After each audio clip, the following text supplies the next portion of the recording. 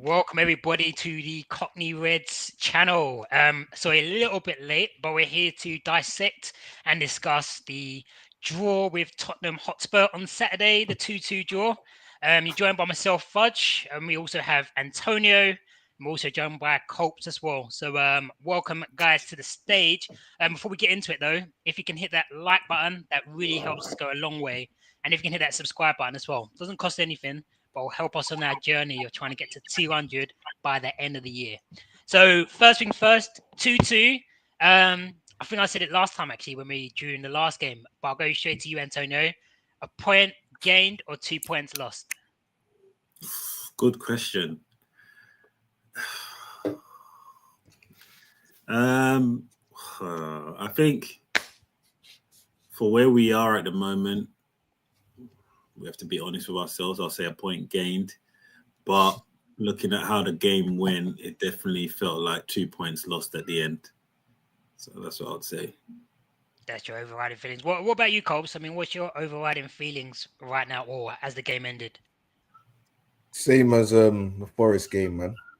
I'm saying the same thing, from a winning position to go on and not take the 3 points. The points are lost, man. Throw it away again.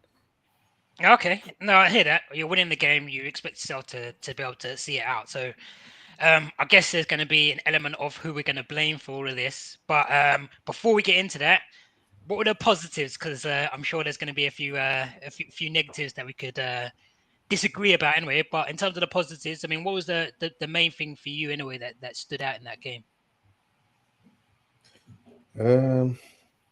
To be honest with you, we didn't perform bad, didn't it? Like, we took the game to them. Like, last season we played Tottenham 4 times and we lost. This season, this game didn't feel like that was going to be the case. Looked like we had a chance. You know what I'm saying? I hear that. And I mean, overall performance in Antonio. I mean, were you happy with the overall level of performance against Spurs? I mean, it was all right. I didn't think it was the greatest game. But sometimes it gets like that when you go away from home and it's a bit difficult and X, Y, Z. I don't feel like we were really playing lots of great football, but sometimes it can be like that. Yeah, we can play better, to be honest. I mean, we get that goal in the first half. We get through Mbuemo with the Ahmad cross in. So, I mean, I guess at that point, and as we ended the first half, for me, it seemed like a fairly comfortable game. That we weren't really getting troubled by Tottenham. I don't think we actually got troubled by Tottenham up until like the end. Well, I guess the middle of the second half. But I mean, why would you say then that the end result happened then? I mean, in terms of the fact that we gave it away, I'm sure you're dying to blame someone in particular. But do you have any reasons? To me.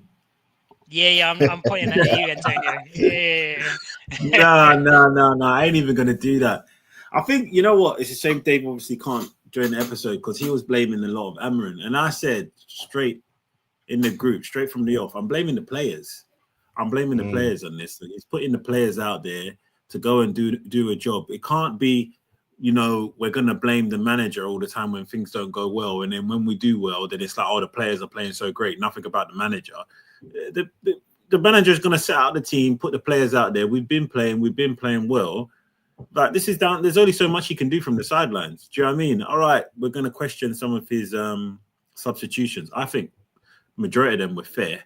Casemiro always has to end up coming off because, you know, I don't know, fitness issues or something. So that one's expected. Cunha had a bad game. He was poor. Doesn't know when to release the ball. He was poor. He didn't have a good game. Didn't really threaten or do much. So he had to come off. Mount was going to come on for him. Maguire had a hamstring, so Euro was going to come on for him. So those are all standard. The only one I would say was Dalio for Doku. I don't think we needed to do that. Dalio hasn't even really been playing well. Doku was all right, so there was no need. But the changes were fine. And the changes came at a time when we really, really needed the changes because the tide changed and Tottenham were onto us for like 10, 15 minutes straight. Like they were just having crazy chances, putting the cross in, So we really needed to change it. And that's when them changes come. So I don't think people are saying, why is he making these subs? We needed to make those subs. Are the players good enough? The ones that come on, we can start talking about it. But this is not the manager's fault. This is down to the players. The players are out there. This is down to the players, man. I hear that. I mean, going straight into the sub situation, because that has been quite a big topic. As you mentioned, just Dave May, I'm sure we'll be getting stuck into that. But Cole, so what were your thoughts on the substitutions? I mean, do you think Amorim's to blame for the fact that we ended up, I couldn't say losing, but drawing that game? A little bit, like it's like he wants to. He likes that connection on the right hand side, and he knows what he wants to do on the right. Like we've seen the players he's picking on the right now, so it's like when he's bringing Dallo on and he's going on the left. I don't think that's benefiting the team at all. Like he came on and he gave the ball away so many times, and it's like we didn't need to do that, man.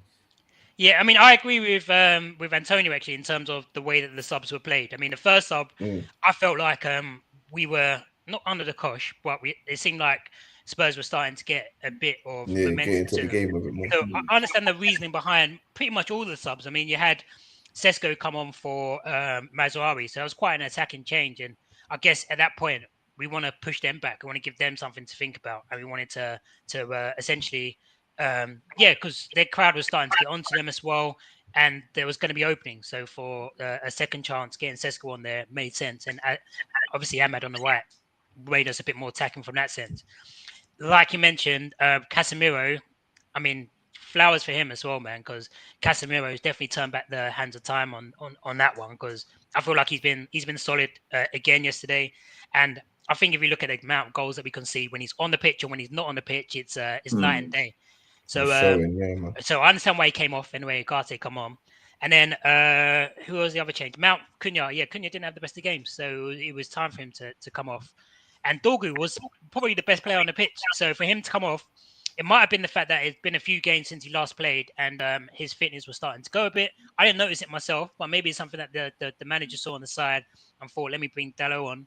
But like Colt's mentioned, I thought Dalot was giving the ball away a bit too much, and that caused a few issues. And obviously, Euro had to come on because Maguire was injured. So I can understand each of those changes, but maybe having that one. I mean, it's circumstances, isn't it? You're not expecting one of your players to go down injured, and it's not like everyone keeps a sub in their back pocket.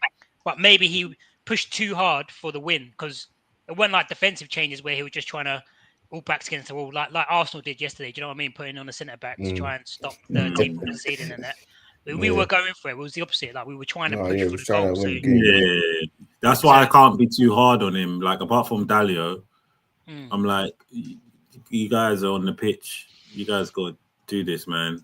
Like we can't. Obviously, the truth of it is, like, don't know the fitness issues in the squad. Like, obviously, the manager, he might know something that the fans don't know.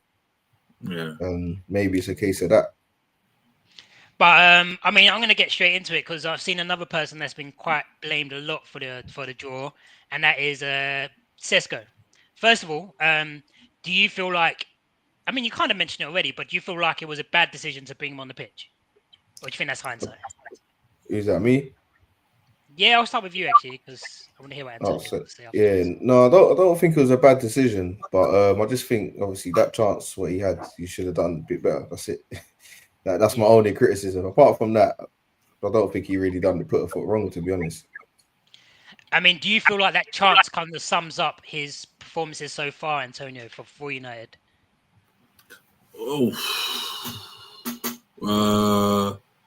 Yeah, I think so. Actually, it kind of does sum up where he's at.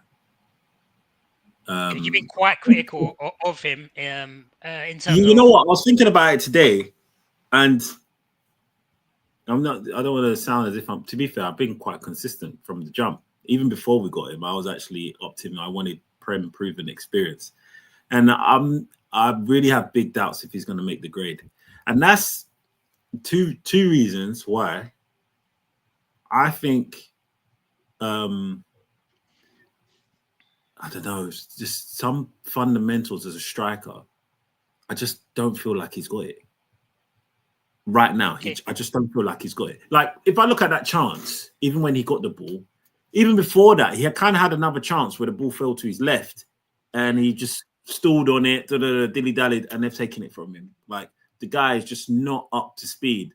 When I said, when we did the whole preview before the game, I was like, I'd rather drop him and not play him because I don't see any value add sometimes when he's on the pitch. Like, all right, fine, he can get a flick on and all this kind of thing. But overall, like, we'll probably be a better team sometimes when he's out. If we probably put Cunha centre forward or whatever, albeit Cunha had a bad game. Yeah, man. But yeah, I'm really worried. I think we might have got this one wrong. I think with Sesko, and I say that because I just feel like he hasn't really got certain fundamentals. Like even when the ball's gone through, that chance where Van der Ven is taking it, as a striker, you want to try and cut off the space, but he's still there in the line. Like he's received the ball, cut off the space. Now, if Van der Ven comes and tackles you, that's a tackle from behind. That's a penalty. It's done. But he's not getting that. He's not. So, all right, you know what? He's 22. He's young. He can improve and all these different things. But hear this.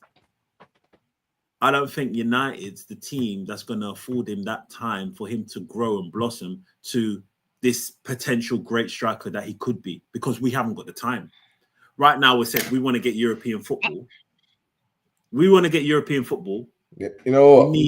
We need our centre forward to score.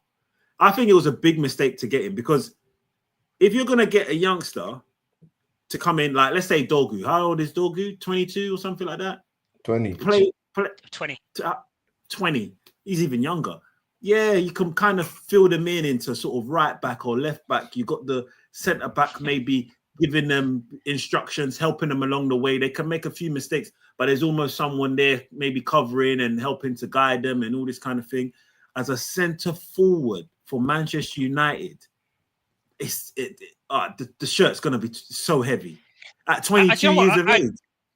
I hate. Do you know what? I do actually hear what you're saying in terms of the fact that I think there's two different things going on here. One is that in the past, like let's say the glory days when we were actually winning titles, you wouldn't be relying on someone that just come through a young striker. Sorry, not to cut you off, but even if we're looking at our club at our stature, who puts that reliance to score the goals? Goals win games. They get the points on the board on a 22-year-old inexperienced striker. Like, what big team does that? Like, you got Real Madrid, you got Barcelona, you got Arsenal's gone out and got Gyökeres. You've got Man City. You got all these big teams in the world. Bayern Munich. When do you ever see them go, all right, we're going to get this young wonder kid we're not too sure about, but he's going to lead the line for us? It's actually, when you think about it like that, it's actually kind of crazy.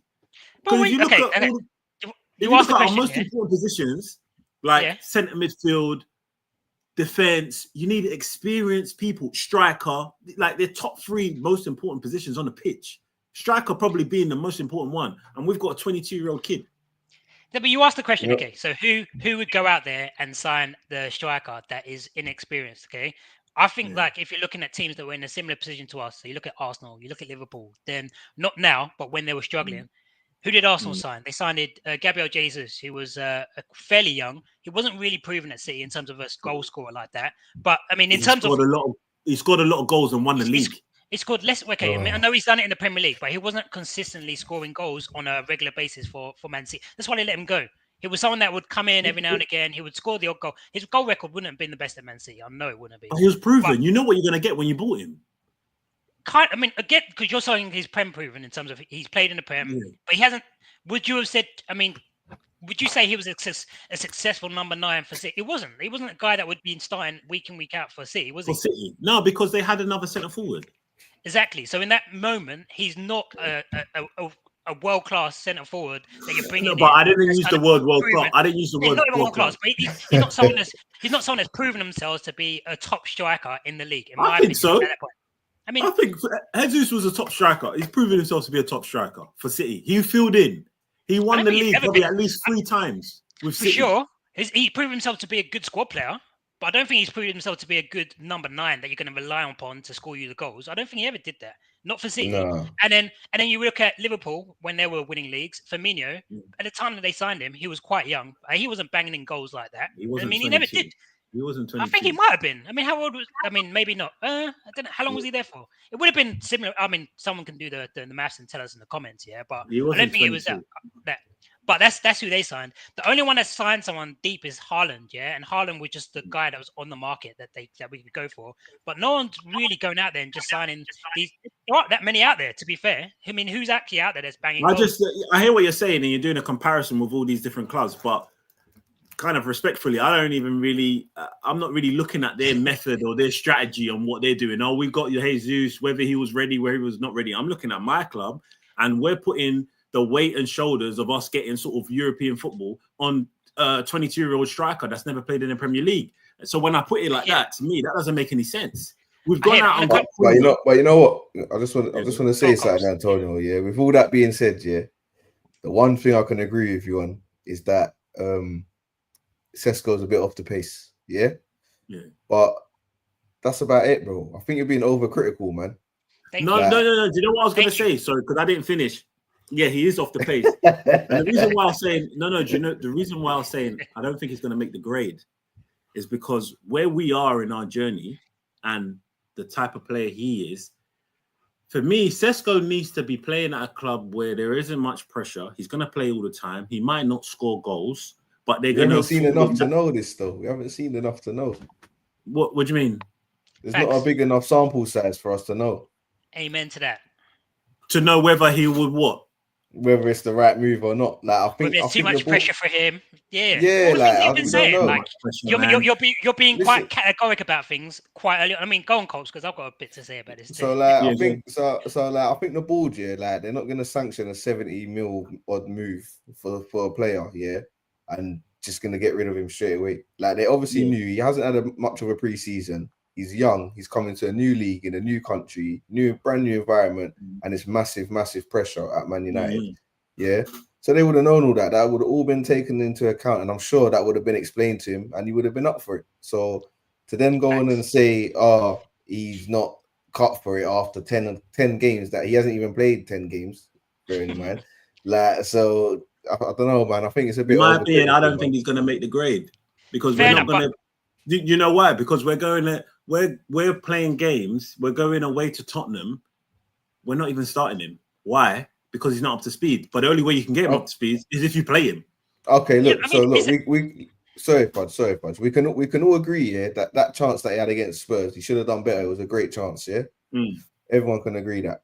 So in that move to get that chance, what happened? Do you remember? He flicked on. Yeah. The ball came up. That's true.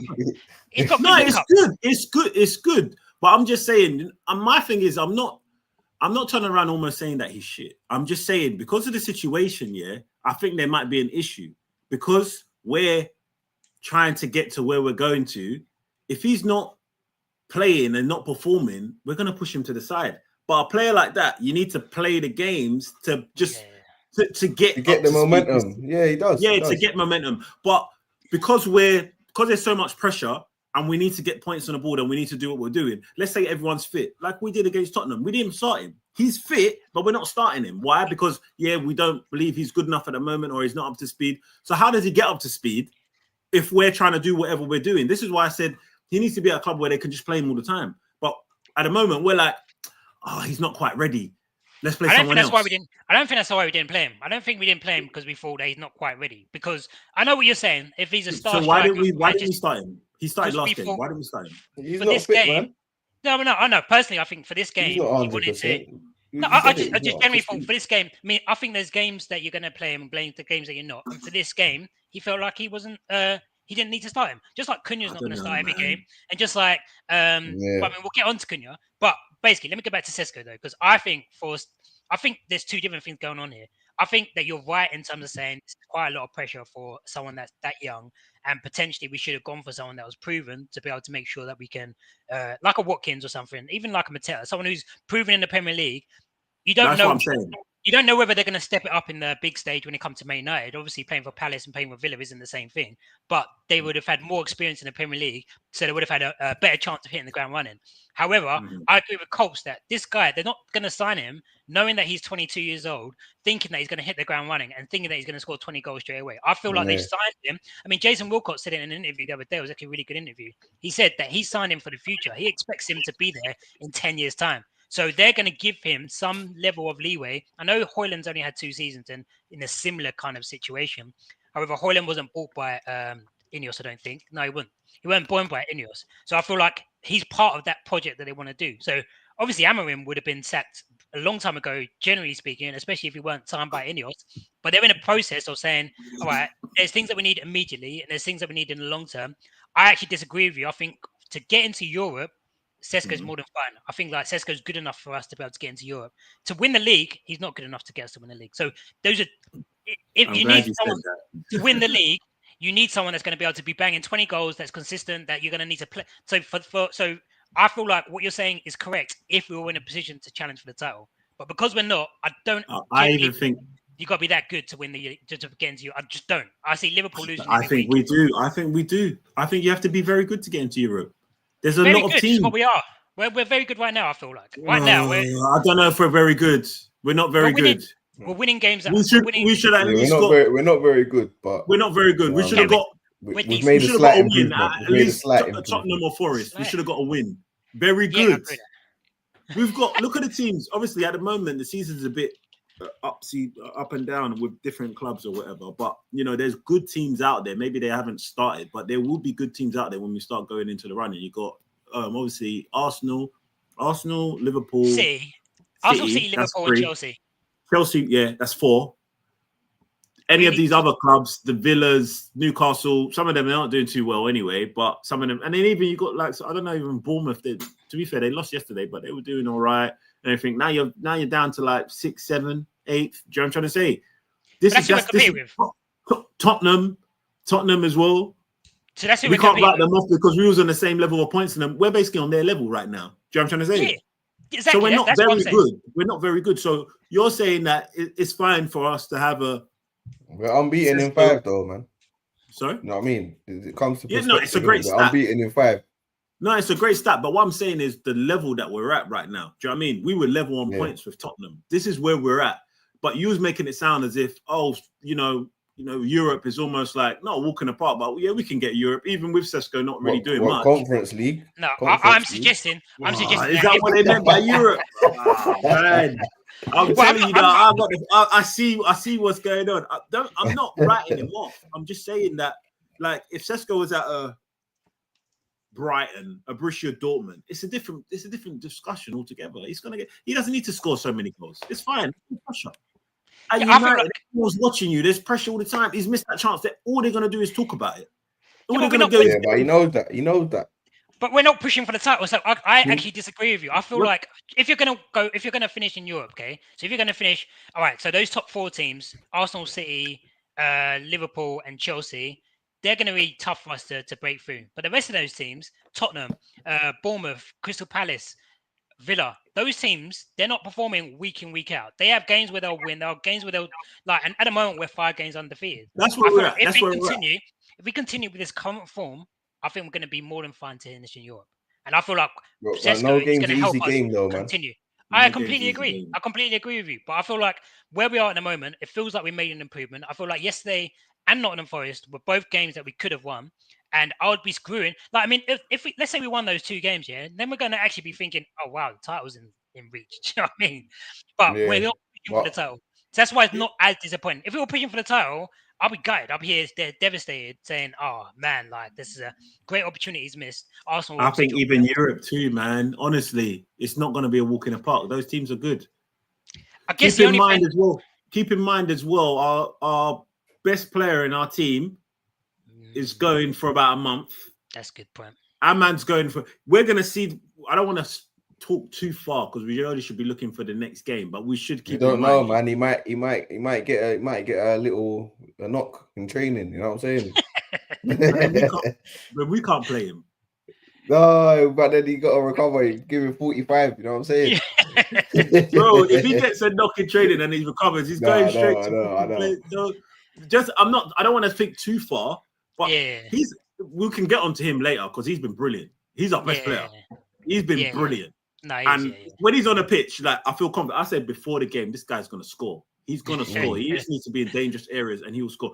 We shouldn't even leave him. I don't want to digress. We shouldn't even have him doing too much to defend him, wasting his time there. Hit him close. I'm being serious. You don't do that with those kind of players. We need a new right wing back for that. We need a new right wing back. No. Hey, Culps. I mean, and Culps actually. Antonio, you don't want to start talking about that because then me and Culps might have to start bringing up a certain man that scores 30 goals and gets hacked for like not defending. You know what I mean? You don't want to start reminiscing. You know what I mean? If you're not talking about a player at my club right now, leave it out. I don't want to hear it. Leave it out. But I don't want to digress. That's the escape route. But this is what I'm saying. We're gonna need him to level it up. We're gonna need him to really step up. We're gonna have Mbuemo out, Ahmad out, bro. That's big losses. I mean, he's going to be out for a little while himself, Sesko. So he's got 5 weeks out. So we're hearing about 5 weeks or so. So just in terms of immediate, let's get back to this first game actually, because we are supposed to still be reviewing Tottenham. So obviously we got Mbuemo. We'll get on to how good he is, who scored that first goal. The 2 goals that we conceded. I mean, first goal. What would you put that down to in terms of the first goal? I mean, I don't know if you had a time to that Matthias Tell, that one. Tell. Yeah. I think that was just a moment of quality, man, to be honest. Yeah. You know what I mean? Like, it was clinical, man. It was clinical attacking play in the area. Good first touch. I can't blame anyone, especially if it was De Ligt that was marking him. De Ligt's been so good. Top class. And we'll get on to his been so good as well. So he's got credit in the bank. I can't even. It was just, it was quality, man. It was quality. But for me, it was because I've been someone that's tried not to be too critical on Agate, and I actually I think he gets too much stick. But yesterday was one of them games where I'm thinking this guy's just not going to cut it. He's going to be. He needs to be sold. Reason being is because I don't think he wasn't like for both of those goals. He wasn't terrible, but for both of those goals, he had some level of culpability. Do you know what I mean? Just because the first goal. It reminded me of the difference between Casemiro and Agate. And it's just, Agate, I was holding this, I think it was that Ronaldo from Full-Time Devils or Stretford Paddock, actually. He's saying that every time that he goes for a ball, he just rushes. Like, he wants to win that ball. He's desperate to win that ball. But sometimes he goes in with too much energy. And that's what happened for that first game. He got moved too easily. And someone like Casemiro, he doesn't let the player get past him. Do you know what I mean? No. He forces the player to go back, so he knows that he's not going to pace or anything like that. But he won't rush himself in like Agate did, and that's what created the space, in my opinion. I mean, he wasn't the only one culpable, and like you said, it was a fantastic goal. It was a good ball cross. We had players in position. It was just a great touch from Tell and a great finish, which got unluckily deflected. But that was for me was a moment which showed that Agate doesn't seem to be getting it in terms of what he needs to do in that position, like which is just you don't have to always win the ball. You just need to hold them from progressing, and that is something that lets him down a bit. And then there was a lot. Obviously, sorry. I was going to say, and then obviously we go down to 10 men. We go down to 10 men, and at that point, I mean, because I was gutted at 93 minutes. 83 minutes. I was thinking we need the second goal, but clean sheet, we can hold out. They haven't really looked like having any shots on target. We're gonna get this win. So when I was so frustrated when they scored that first goal, but then they scored that second goal. It was just like you kind of felt it was coming, just because of that deflation. So, do you feel like there was a mentality change in our team? Because I feel like last season, both those games, Forest and Spurs, those were games that we would have gone on to lose, maybe more than 2-1, 3-1. But to get back to 2-2, do you feel like there's been a bit of a mentality shift at Manchester United this season? You want to go first, Culps? Yeah, man. I'll say there has been still. The players look a bit more up for it.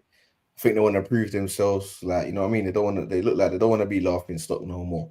Like, they had all the laughs being 15th place. It's embarrassing. You know what I'm saying? So now it looks like they're showing a bit more fight. It means a bit more. Still, we can argue it's not good enough in places, but at least there has been improvement. You know what I'm saying? Yeah, I hear that. But I mean, this obviously it was 10 men. Garcia was unluckily pushing out. I mean, it wasn't. I don't blame him for that because he was trying to get out, but he was stumbled or whatever. But I mean, do you feel like there's been a change in mentality in terms of those last 2 games? You also had Brighton where we scored the 4th rather than crumble to make it 3-3. We came back against Liverpool to win 2-1. I mean, Antonio, do you feel like this season we just got that fight? We have turned the corner. We definitely have turned the corner, and I said it. I think I don't know a few episodes ago, and I think it's down to the players really getting used to this sort of system that they're playing.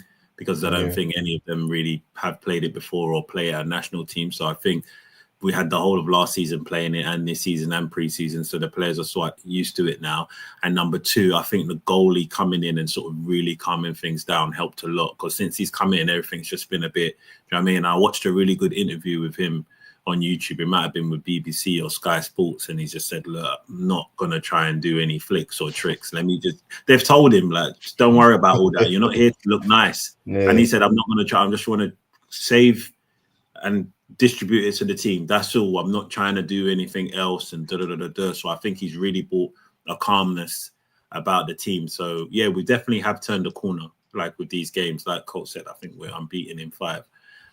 Before we would just, capitulate and lose these games and stuff. It's good. But, it's just a bit of a shame, this game and Nottingham Forest game, there's just sort of fine margins now a little bit to just take us. But I think we're at the level we're at, really, sort of thing, given where we are in our journey and the players that we've got, we probably are in and around it. But, it's frustrating because, we could do a bit more. We could be, like you said, if go 2-0 up will be nice. You know what I'm saying? Yeah. If we won this game and we won the Forest game, where would we be? We'd be like second. It's just a little.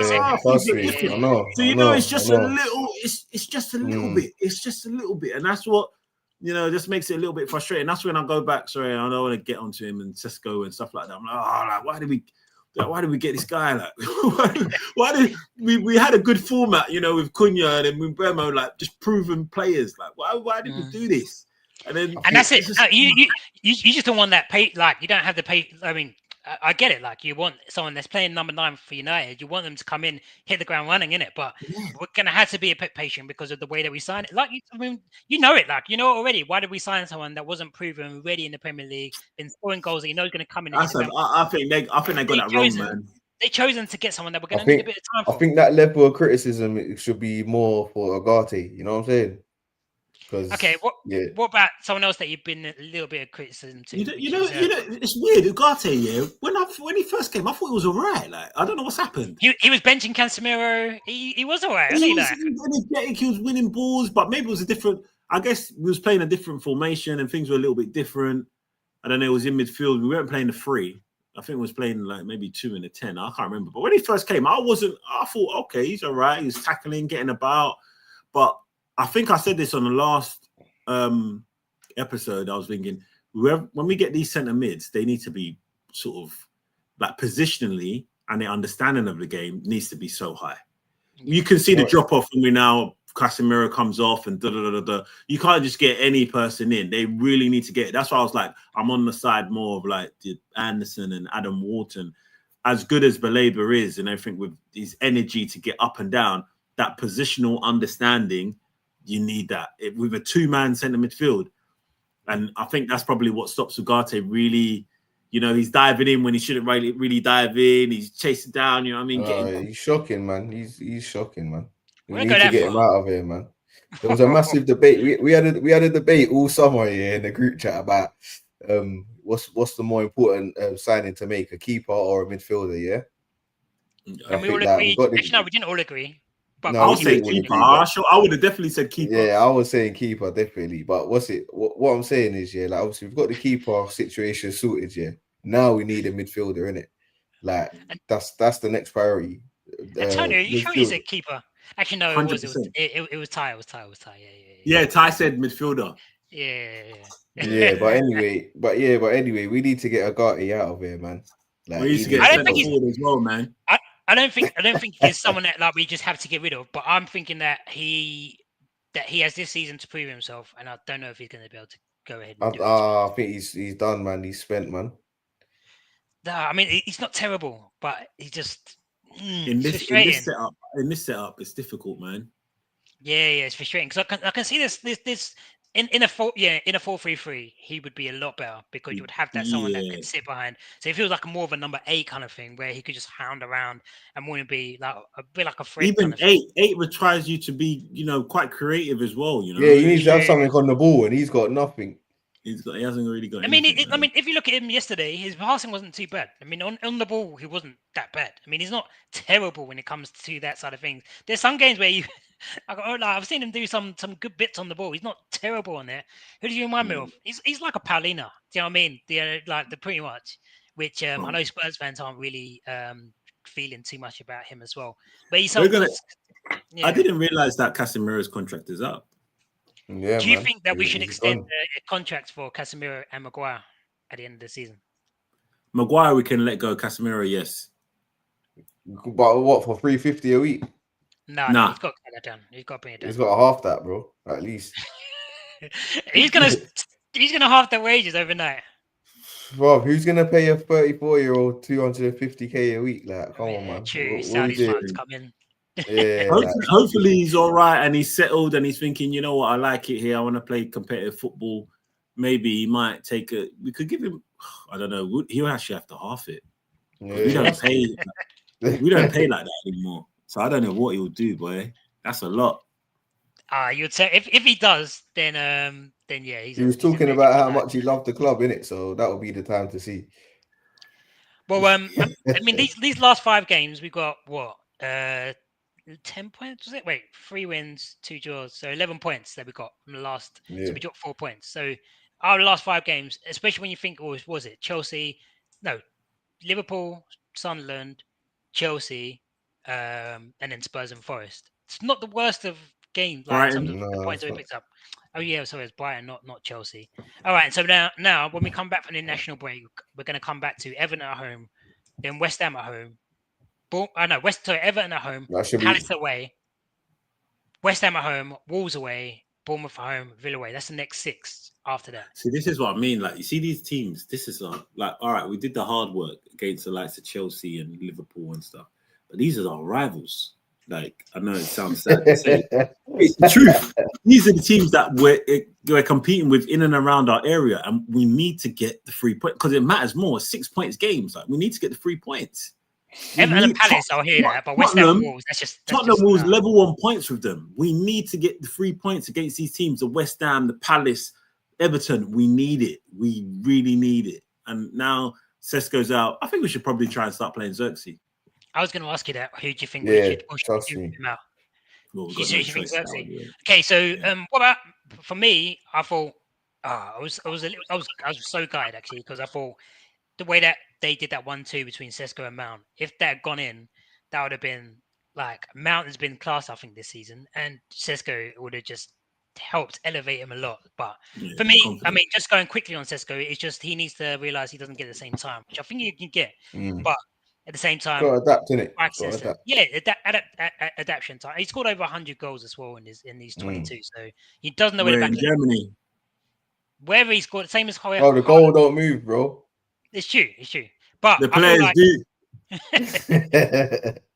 He does need to realize he's going to have less time, and when he does, I think he can get there. But anyway, in terms of these next games, these are the key for whether Amorim stays next season. I know we're not talking about the manager staying or not, but for me, this is the real key to seeing whether or not we have truly changed. So it feels like we've changed. It feels like we're playing better football. It seems like we're creating more chances.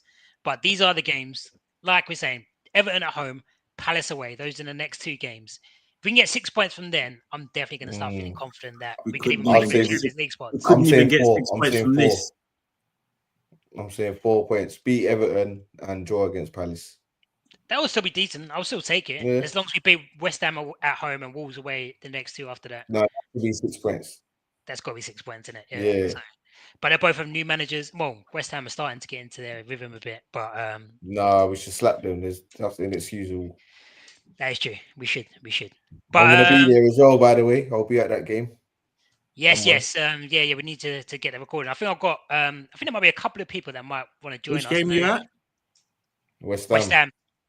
I think we've got Del Mussington who said that he would join us in the preview as well. So we'll see if he sticks up for it. We'll do a review of that. But I don't know. I mean, going into where we are then at the end of I guess we're just over a third of the way through. Do you still feel like Europe is a realistic possibility then? And Tony, I'm going to go to you first. It's going to be tough, man. Europe as in Europa. Yeah, I mean, where do you think? What are you thinking? Where do you realistically think that we can finish this season now, based on where we are now? It's gonna be tough, man. It's gonna be tough to get. Do you think we can finish fifth Champions League spot, get that final fifth spot? Do you think we can do that? I'm not sure. Fifth. I don't know. Man. I mean, who are you talking about that should be finishing above us? Villa, Spurs. Well, City, Liverpool, Arsenal, Chelsea. That's it. Yeah. Who else should finish above us?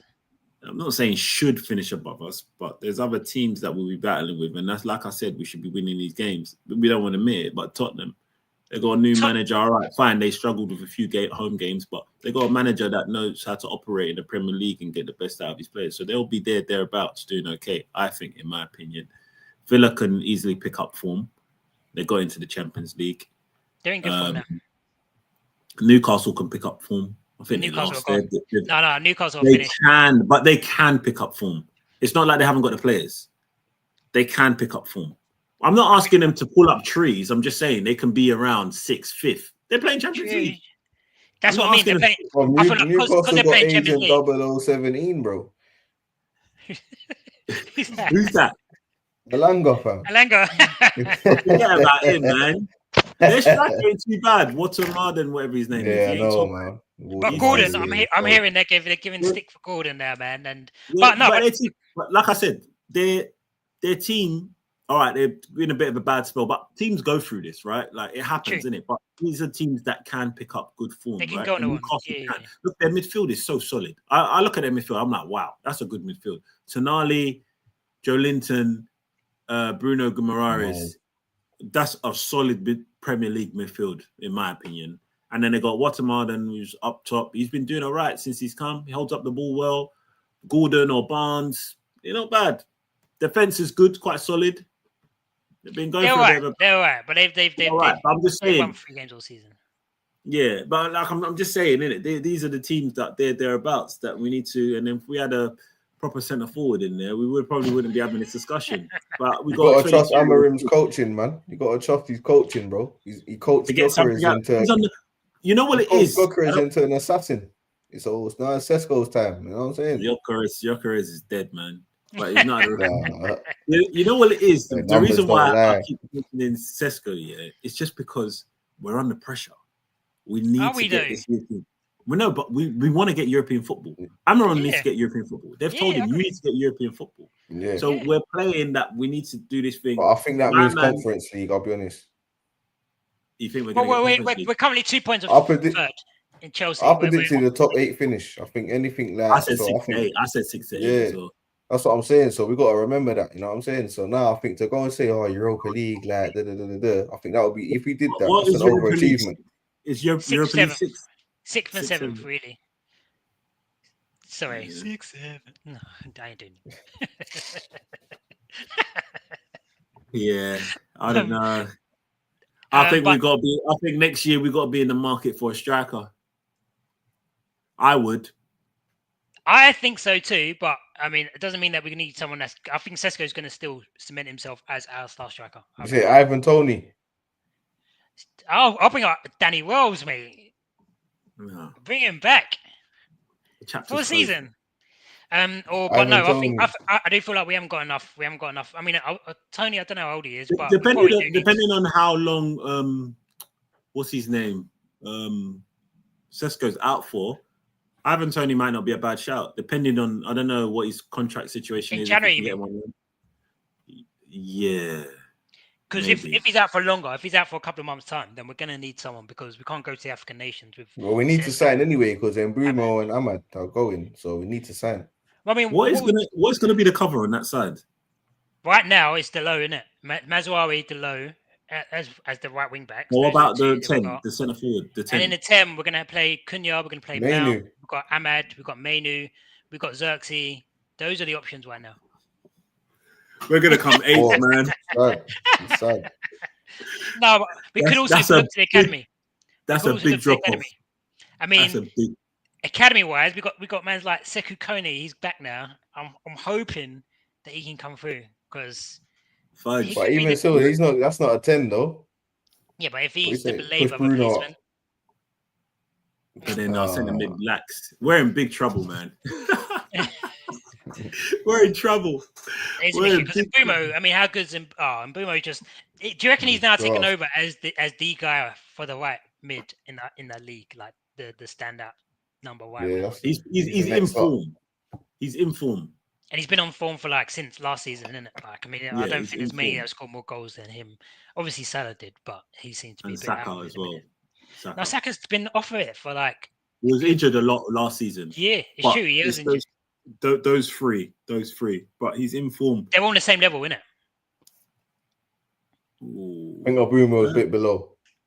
No, man. No, I'm not having it. Mbuemo is not below them. He's not. He's just not. Like, look at it. Look at him from the last 2 seasons. And Mbuemo's the guy, man. He's that guy. I don't know. Yeah, maybe. if you look at, nah, man. I don't know. if you Man. look at just They're this not, season, Saka and Salah's numbers taking are over. mad, bro. Saka's numbers aren't mad, man. Like they're not. Like Saka's been Not flopping last for a year. season, but football's been going on longer than that, innit? So All right, and then so last season, I'm saying from last season. But that's not fair because Saka was the whole.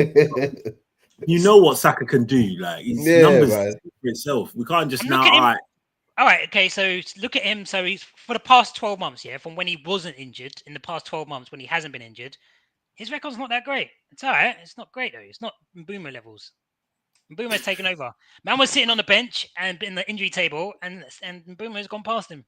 Well, okay, I'm not saying past him. Down that hill, bro. I am, man. Like I know. If Just Aimee was here, he'll be backing me too. There, like yeah, he would. No, I love Mbuemo. I think he's great. That guy. But he's got an intelligence. That ball that he played.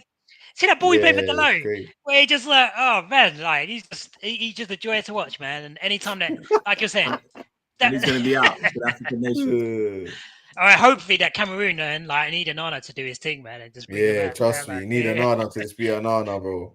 Do you know what I mean? Like so hopefully that's the case. Anyway, if you're still been watching so far, do give us a like and hit that subscribe button. But any topics over the international break? We've got 2 weeks off now. We might do a little debate here because there's a few topics that have been popping up in the WhatsApp group chat. So potentially we could get a little debate going. But I guess we're gonna have that could be one of them. We're gonna have a preview as well of the Everton game, obviously before that game. Anything else you want to discuss before? Do let us know.